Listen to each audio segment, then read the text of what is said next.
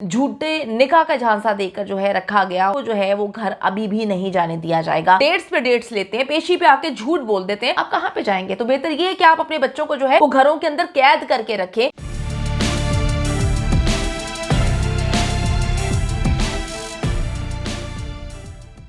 नहीं, अस्सलाम वालेकुम, मैं हूं मारिया अली, आप देख रहे हैं मेरा चैनल। बाबा आइंदा में आपका इंतजार नहीं करूंगी, ज़ारा काज़मी ने शेल्टर होम से मेहदी अली काज़मी को पैगाम पहुंचा दिया है। अगर मुझे घर लेकर जाना ही नहीं था तो मुझे फिर लाहौर से कराची क्यों लेकर आए?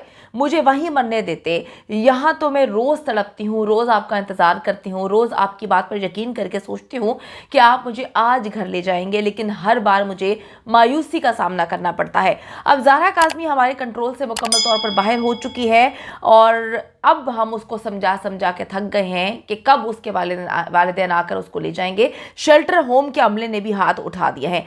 22 दिसंबर एक इम्पॉर्टेंट तरीन दिन, जब ये उम्मीद की जा रही थी कि बच्ची घर चली जाएगी, वो आता है और खाली ही निकल जाता है।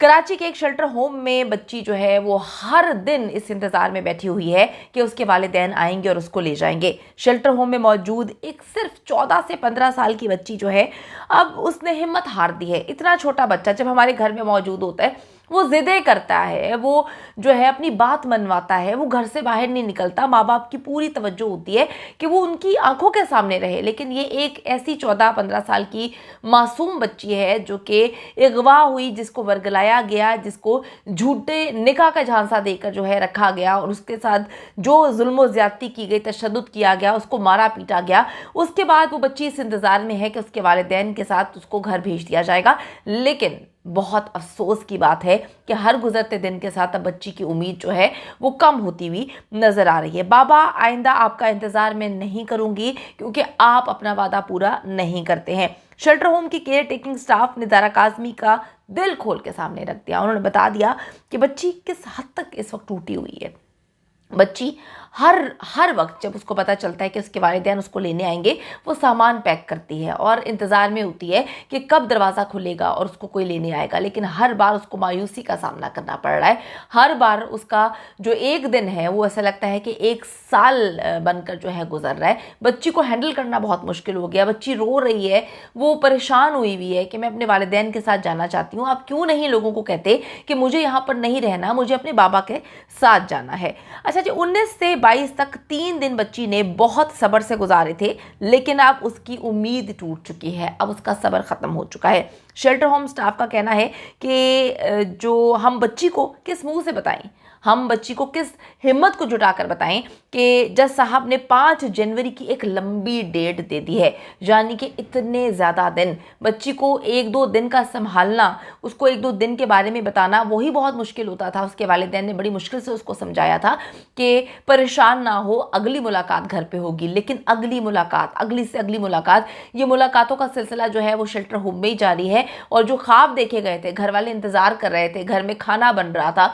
सरप्राइज पार्टी थ्रो की जा रही थी, वालिदा की सालगिरह की तैयारियां की जा रही थी, नानी जो है वो आंखों में ये बात सजा कर बैठी हुई थी कि ज़ारा आएगी और मेरी आंखों को ठंडक मिल जाएगी, वो सारी की सारी बातें जो हैं वो पूरी होती हुई अभी तक नज़र नहीं आई। यानी कि अगर हम कहें कि तारीख पे तारीख दी जाती है, वहाँ पर हर दिन जो है ज़ारा के लिए काटना बेहद मुश्किल है। ज़ारा काज़मी जो है वो इस वक्त इंतहाई गमज़दा है और गमगीन बातें भी कर रही है। उसको अभी तक ये नहीं पता कि जज साहब की जानिब से 5 जनवरी की डेट दे दी गई है, क्योंकि उसको बड़ी मुश्किल से फिर समझाया था सहमा भाभी ने कि न्यू ईयर जो है वो तुम साथ मनाओगी हमारे, और हम न्यू ईयर पे जो है वो एक घर में छोटी सी पार्टी थ्रो करेंगे। हम चाहते हैं कि ये नया साल हमारी ज़िंदगी में बड़ा खूबसूरत तरीन साल हो और हम पुरानी पिछली सारी तल्ख यादों को भूल जाएं और नए साल में जो है हम इकट्ठे एक साथ कदम रखें। नया साल आने को है, लेकिन कहीं पर ज़ारा काज़मी को ये नहीं पता कि नया साल जो है उसकी शुरुआत शेल्टर होम से ही होगी और उसको जो है वो घर अभी भी नहीं जाने दिया जाएगा। आप देखें कि 5 जनवरी की डेट दी गई है, एक तवील डेट है जहां पर बच्ची को समझाना बेहद मुश्किल है। वालिदैन ने मुलाकात करनी है 5 से पहले, क्योंकि 1 को मुलाकात होनी है वालिदैन की 1 जनवरी को, और फिर ये एक बार एक ऐसी मुलाकात है जिसको उम्मीद नहीं थी, जिसके बारे में तसव्वुर नहीं किया था, सोचा नहीं था कि ये मुलाकात एक बार फिर से शेल्टर होम में होगी, क्योंकि जो इस वक्त जलील नेक्सस प्लान कर रहा है वही एग्जीक्यूट होता हुआ नजर आ रहा है। उनके दिमाग में जो प्लानिंग चल रही होती है, हम देखते हैं कि अगले दिन वही सब कुछ हो जाता है जो सस्ती अदाकारा एक दिन पहले बताती है, या उसी दिन सुबह जो है व्लॉग बनाती है और बताती है कि अब टाइम टाइम फिश होगा, और हमें वही सारी चीज़ें नजर आती हैं। तो इसको मैं क्या कहूँ, मैं अपने मुंह से क्या चीज़ें आप लोगों के सामने रखूँ? आप सबको हर चीज़ का इल्म है।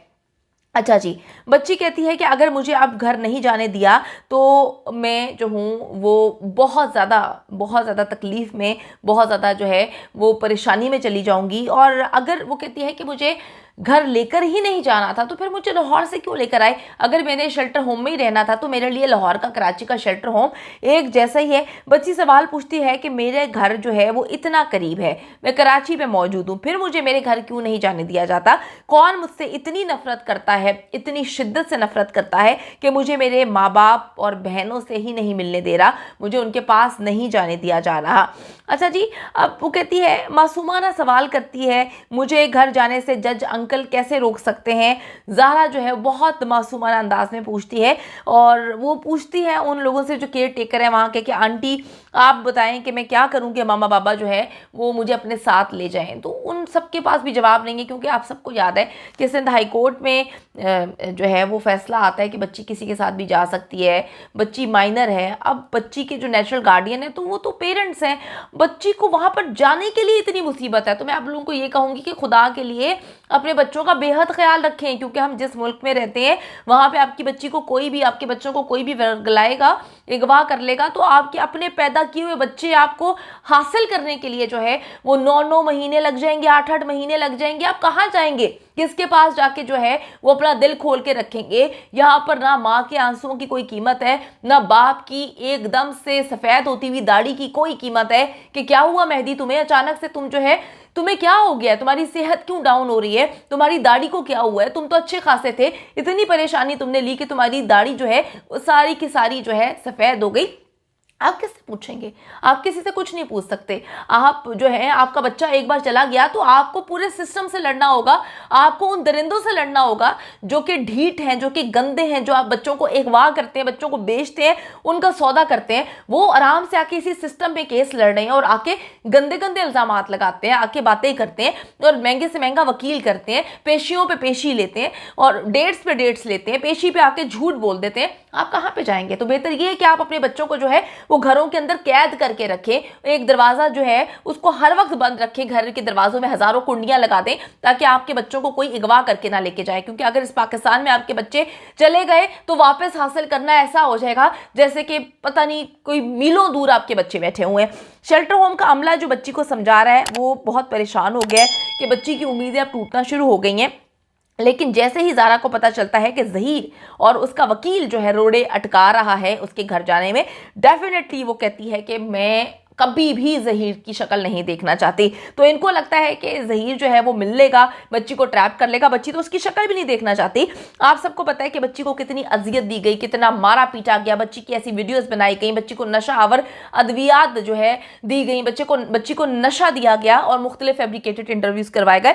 इंशाल्लाह ताला वालिदैन जो है फर्स्ट को मिलेंगे, बच्ची को बताएंगे, समझाएंगे कि मामला जो है वो है सही, लेकिन अदालती मामलात में देर सवेर हो जाती है। इन दरिंदों का मुकाबला करने के लिए पाकिस्तान की पूरी आवाम खड़ी है। आप लोग मिलकर मेहदी अली काज़मी के हक में दुआ करें, क्योंकि दुआ में बहुत ताकत होती है। ये दरिंदे जो हैं इनके पास बेहद पैसा है और ये बड़े से बड़ा वकील करने से और बड़ी से बड़ी गेम डालने से हिचकिचा नहीं रहे।